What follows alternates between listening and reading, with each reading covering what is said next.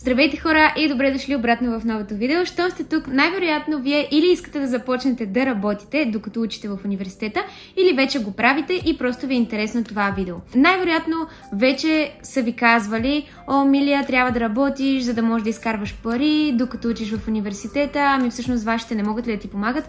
Ами всъщност ще ви обърна представата и веднага ще ви кажа, че докато работиш по време на университета, това е най-големият лайфхак. Веднага ще ви кажа защо. Защото ти през това време, докато учиш, го прилагаш в практика, или пък ако работиш нещо, което е тотално различно от твоята специалност, си трупаш опит в друга област, или пък си трупаш опит също и в CV-то.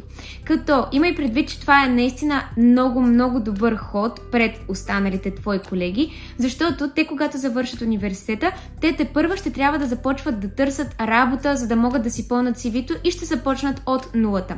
Така че започването на работа по време на университета, бих казала, че е просто game changer и го направете. Аз по време на университета работих в една кантора, като помагах на адвокатката за всякакви различни неща.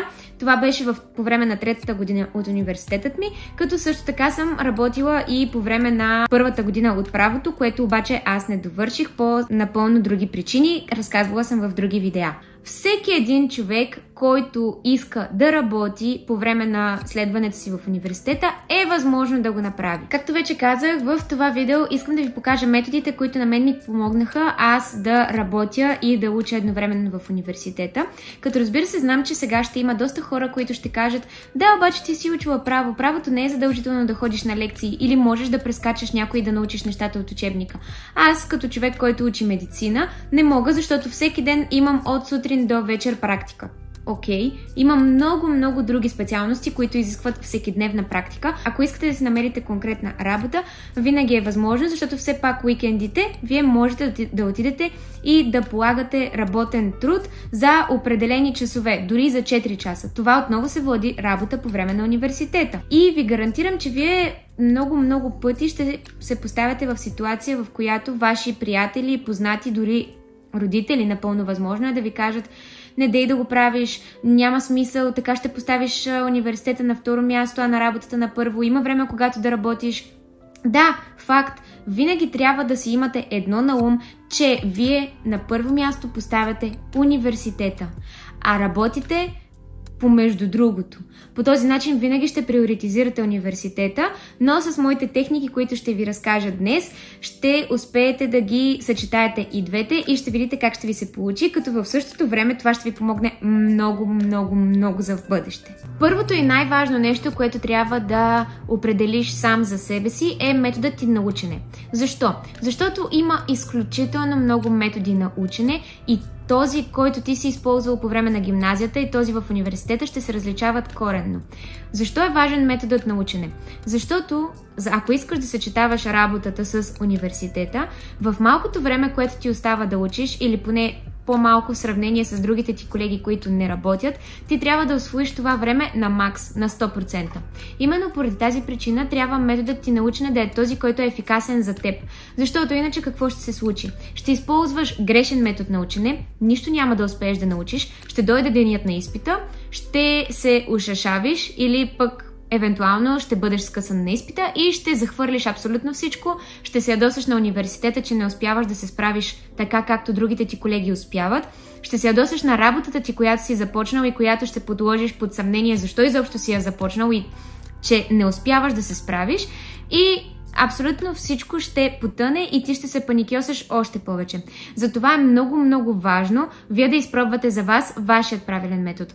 В моят профил в Instagram, както и в TikTok, говоря много за различните методи на учене, които вие също така може да намерите и в интернет. Но за по-лесно ще ви оставя в линк в описанието на това видео, линк към моите социални профили в Instagram и в TikTok, където може да отидете и да изберете вашият метод на учене. Също така е много важно да не трябва на всяка цена вие да изкарвате и да се стремите към високите оценки. Просто ги загърбете. Говоря много по тази тема в различни мои рилса в Instagram, както и в TikTok, отново повтарям, защото високите оценки изобщо не са най-важното нещо.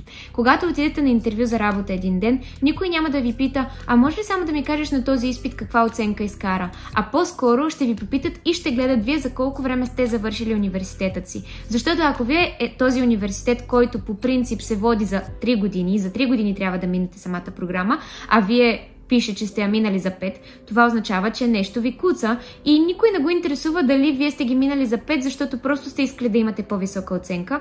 Затова стременето към високи оценки по време на университета според мен е пълна загуба на време. Затова ви съветвам да разберете кой е вашият метод за учене и да започнете да го прилагате, за да може да си оползотворявате времето за учене. Друг много важен елемент е организацията на самите изпити по време на сесия. За това съм говорила също в различни мои видеа, но тук ще ви кажа най-важните и фундаментални неща, които вие трябва да знаете за организацията на вашите изпити. На първо място трябва да поставите най-тежките си изпити. Тези, които имат изключително много материал, които смятате, че най-много ще ви затруднят. Това се прави, за да може да се възползвате от това, че все още не сте изморени от сесията на максимална степен. Повярвайте ми, в края на сесията вече ще се чувствате exhausted, както се казва на английски. Затова ви препоръчвам да започнете с тях. Имайте предвид, че и самите лекции тук-що са приключили, тъй като сесията е веднага след като приключат лекциите и така информацията, която вие сте разбрали от лекциите, ще ви бъде много по-прясна и ще може да я приложите по време на изпита, както и да си спестите зубрене на някои неща или учене, тъй като вие ще си ги спомняте и ще ви бъдат пресни. На второ място трябва да приоритизирате изпитите, които имат най-много кредити.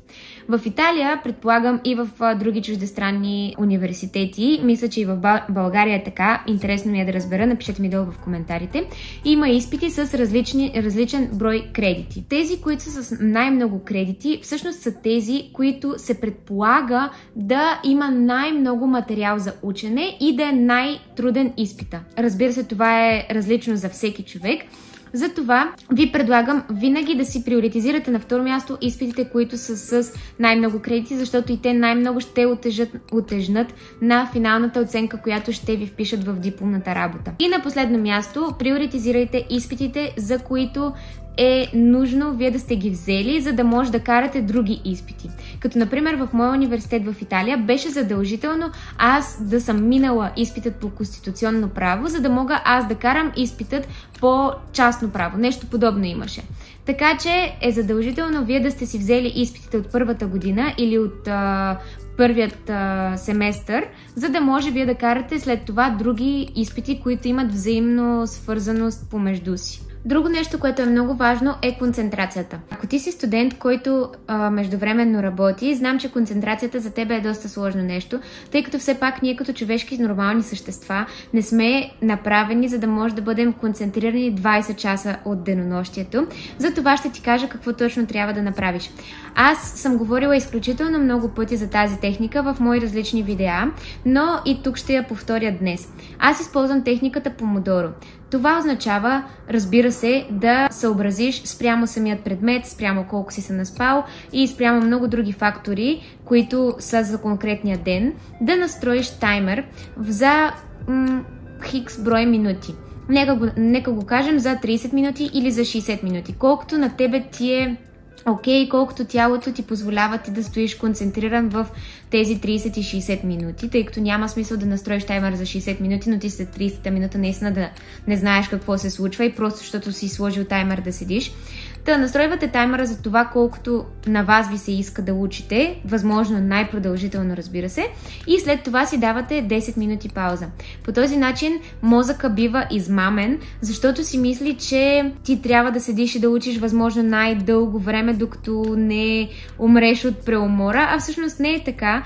И като си дадеш тази почивка, след това мозъкът ти е 100 пъти по-презареден, отколкото ако седнеш и учиш 4 часа без изобщо да спреш и да дигнеш поглед от учебника. Затова концентрацията е много важно и за концентрацията е изключително важно добрият сън. Моля ви, опитвайте се. Знам, че по време на университетските ви години е много трудно да поддържаш добър сън, но когато можете, лягайте си по-рано, опитвайте си да се създадете една рутина, която да следвате всяка вечер, пускайте си различни музики, правете медитация, използвайте различни ароматерапии в стаята си, само и само мозъкът ви да е постоянно успокоен. И нещо много важно, на последно място искам да ви кажа да си повтаряте нон-стоп, че сте изключително горди от самият себе си, защото това е най-важното нещо, което вие трябва да разберете. Не трябва да си повтаряте, можеше да имам по-висока оценка на изпита. Можех да работя повече часове на работа, за да изкарам повече пари. На този изпит то всички имат високи оценки, аз нямам толкова висока. Спрете! Направили сте най-доброто, което можете. Ако не е така, дайте направо всички да спрем да спим, да спрем да ядем, само единствено да се съсредоточаваме върху това, което сме си наумили, че трябва да направим. До никъде няма да стигнем. Ще стигнем до един бърнаут и знаете какво става в бърнаута. Просто всичко се срутва и не се знае колко време ще ви трябва, за да може вие да се възстановите от него.